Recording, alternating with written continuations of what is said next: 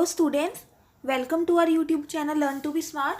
और अब हम इस वीडियो में एक और क्वेश्चन करने वाले हैं बीआरएस का, बैंक रिकन्सिलिएशन स्टेटमेंट का, जिसमें हमें स्टार्टिंग बैलेंस कैसा दे रखा होगा, क्रेडिट बैलेंस ऑफ पासबुक हमारे पास स्टार्टिंग बैलेंस होगा।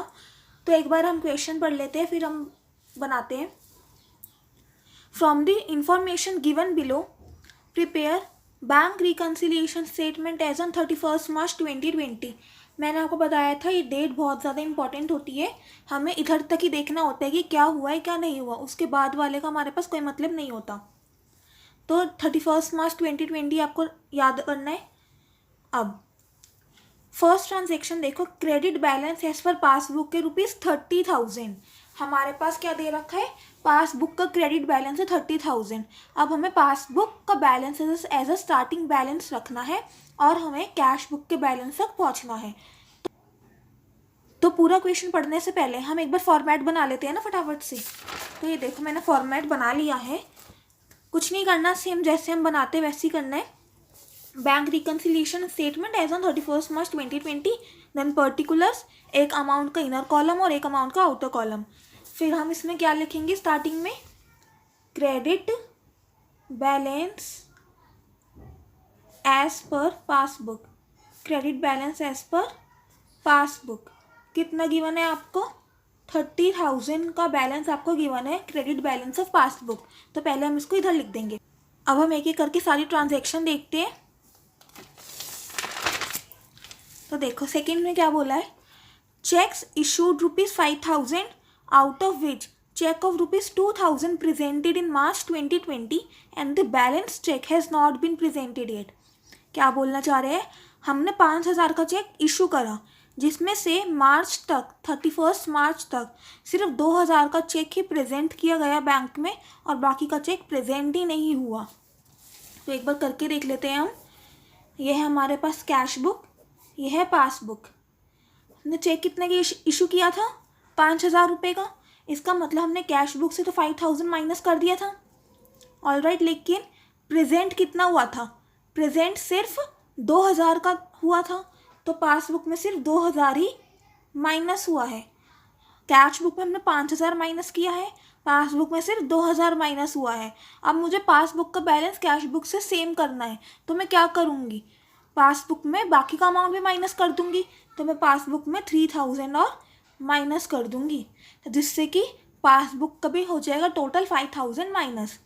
तो अब मैं इधर उसमें लेस करूंगी, क्या लेस करना है, check issued but not presented. तो इसमें हमें कुछ अमाउंट को ऐड करना होता है और कुछ अमाउंट को हमें लेस करना होता है। तो इधर लेस में लिख देंगे हम check issued but not presented. कितना लेस करना है, 3,000 का अमाउंट, ये हम कर देंगे लेस। ठीक है, चले आगे चलते हैं। अब थर्ड देखते हैं, third point, direct deposit by customer into bank 500। किसी कस्टमर ने बैंक में डायरेक्टली 500 रुपये जमा कर दिए, हमें नहीं पता तो हमने कैश बुक में ऐड नहीं किया, लेकिन पासबुक में ऐड हो गया। अब मुझे पासबुक में ऐसा करना है कि मेरे पास कैश बुक की तरह बैलेंस हो जाए। तो मैं पासबुक में से क्या करूँगी कि कैश बुक की सेम हो जाए बैलेंस, तो मैं पासबुक में वापस इसको माइनस कर दूँगी, क्योंकि कैश बुक में तो हमने ऐड नहीं किया, तो मैं पासबुक में भी इसको वापस से माइनस कर दूँगी 500। तो हम लिखेंगे इसमें लेस में direct deposit by customer into bank, amount कितना आ गया 500, ये भी लेस हो जाएगा। Okay, now let's see the fourth point. Fourth point है bank has made a payment of insurance premium 2,000। Bank ने हमारे बिहाफ में इंश्योरेंस प्रीमियम पे कर दिए 2,000 रुपये का। हमें नहीं पता तो हमने कैश बुक में माइनस नहीं किया, लेकिन बैंक ने पासबुक में माइनस कर दिया 2,000 का। अब सेम करने के लिए क्या करना पड़ेगा, पासबुक में वापस से ऐड कर देंगे हम। तो अब पासबुक में इधर ऐड में लिख देंगे इंश्योरेंस प्रीमियम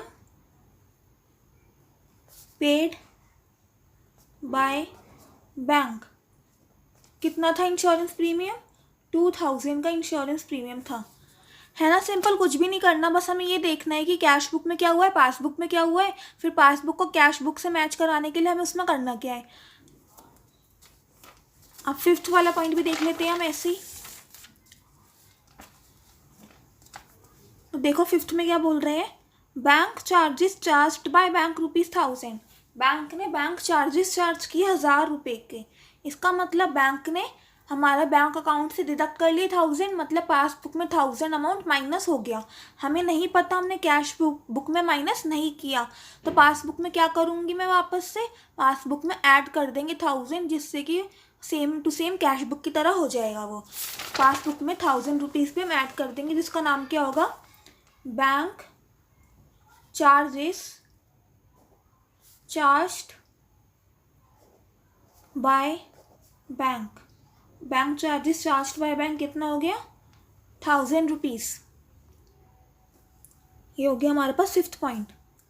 आगे बढ़े हो, चलो आगे बढ़ते हैं। सिक्स्थ पॉइंट देखते हैं। सिक्स देखो, interest allowed by bank 5000। Bank ने हमें इंटरेस्ट दिया है, हमारे खाते में जमा कर दिया बैंक ने इंटरेस्ट, जो कि अभी हमें नहीं पता। तो कैश बुक में हमने क्या किया, कुछ भी नहीं, हमें तो पता ही नहीं है। पासबुक में क्या हो गया, प्लस हो गया 5000। तो अब मुझे क्या करना है पासबुक में, जिससे कि वो कैश बुक की तरह हो जाए, वापस से माइनस कर देंगे अब। तो पासबुक में हमें 5000 माइनस करना है इंटरेस्ट अलाउ जो बैंक ने हमें किया उसके लिए।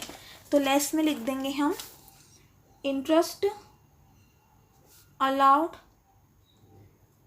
बाय बैंक, और अमाउंट कितना आ गया, 5000। ठीक है, चलो ये कौन सा नंबर हो गया था हमारे पास, 6 नंबर हो गया था ये हमारे पास। अब 7th और 8th दो बचे हैं। 7th में देखो, out of the cheques deposited amounting to 6000, cheque of ₹1000 were cleared in March, cheque of 3000 cleared in June, and the balance cheque has not been cleared yet. मतलब कि इसको भी एक बार करके देख लेते हैं। हमारे पास कैश बुक है, ये पासबुक है, हमने चेक 6000 का डिपॉजिट किया, मतलब कि हमने कैश बुक में 6000 ऐड कर दिया, बिकॉज हमें तो लगा ना हमारे खाते में जमा हो गए पैसे, हमारे अकाउंट में जमा हो गए। लेकिन सिर्फ मार्च में क्या हुआ, 1000 डिपॉजिट हुआ, क्लियर हुआ, मार्च में 1000 का ही क्लियर हुआ एक्चुअली में। तो पासबुक में 1000 का ही ऐड हुआ, अभी तक 3000 का जून में क्लियर हुआ। तो जून से हमें क्या मतलब है, हम अभी 31 मार्च को बना रहे हैं, 31 मार्च तक हमें देखना है क्या हुआ क्या नहीं हुआ।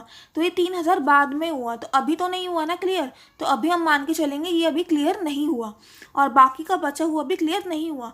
तो सिर्फ हमने तो 6000 डिपॉजिट करे थे, लेकिन बैंक अकाउंट में कितना जमा हुए हैं 31 मार्च तक, सिर्फ 1000 रुपये। अब मुझे क्या करना है पासबुक में, जिससे कि कैश बुक की तरह सेम बैलेंस हो जाए। इसमें +1000 है, मुझे 6000 तक जाना है, उसके लिए मैं इसमें 5000 रुपये और जमा कर दूंगी, बस कैश बुक से मैच हो जाएगा। तो मैं पासबुक में 5000 रुपये जमा कर दूंगी। तो इसमें ऐड में लिख देंगे हम, check deposited but not cleared, 5000 रुपये। इतना हमने डिपॉजिट तो कर दिया, लेकिन अभी तक क्लियर नहीं हुआ था। तो पासबुक में सिर्फ 1000 ही ऐड हुआ था, कैश बुक में हमने 6000 ऐड कर दिया था। तो मुझे कैश बुक में बाकी का 5000 रुपये भी ऐड करना पड़ेगा, जिससे कि दोनों का बैलेंस सेम हो जाए। अब लास्ट बची हमारे पास एंट्री, लास्ट पॉइंट है, देखो, dividend collected by bank 10,000। Bank ने हमारे बिहाफ में डिविडेंड कलेक्ट कर लिया, हमें नहीं पता, हमने कैश बुक में कुछ भी नहीं करा, लेकिन पासबुक में 10,000 रुपये ऐड हो गया। तो अब मैं पासबुक में वापस से वो 10,000 रुपीज़ माइनस कर दूंगी, जिससे कि सेम बैलेंस हो जाए कैश बुक पासबुक का। तो पासबुक में मुझे क्या करना पड़ेगा, लेस करना पड़ेगा 10,000 को, जिसका नाम है dividend collected by bank. Dividend collected by bank कितना है, ये 10,000। ये हमने सारे पॉइंट्स कवर कर लिए हैं, अब हमें इनको टोटल करना है। तो पहले तो कुछ अमाउंट ही ऐड करना था। कितना अमाउंट ऐड करना है, 2 + 1 3 + 5 8000 अमाउंट हमें ऐड करना है। और ऐड करने के बाद कितना आ गया, ये 38,000। अब 38,000 में से हमें कुछ अमाउंट को माइनस करना है। कितना करना है? 15,000, 18,500। तो ये करना है हमें 18,500 लेस। तो अगर हम 38,000 में से माइनस कर देते 18,500, हमारे पास कितना बचता है? 19,500, जो कि हमारे पास कैश बुक का बैलेंस। अब कैश बुक का कैसा बैलेंस है? ये डेबिट बैलेंस है, क्रेडिट बैलेंस है। 19,500 पॉजिटिव अमाउंट आया और कैश बुक का पॉजिटिव क्या होता है? डेबिट। तो ये हमारे पास क्या आ गया? Debit balance as per cash book. तो ये हमने बना लिया बैंक रिकन्सिलिएशन स्टेटमेंट। पासबुक से हम कैश बुक के बैलेंस पे पहुंच गए हैं। तो बहुत ही ज़्यादा सिंपल क्वेश्चन था। सारे क्वेश्चन ऐसे ही आते हैं, टेंशन वाली कोई बात नहीं है। बहुत ही ज़्यादा इजी चैप्टर है। अगर आपको लॉजिक क्लियर है, आपको सेंटेंस स्टेटमेंट का मतलब समझ आ जाता है, तो आप इजीली कर सकते हो। अब इस वीडियो में इतना ही रखते हैं गाइस। अब नेक्स्ट वीडियो में हम अगली बात करेंगे, बैंक रिकन्सिलिएशन स्टेटमेंट के आगे की बात करेंगे। तब तक के लिए stay happy, keep learning, bye bye.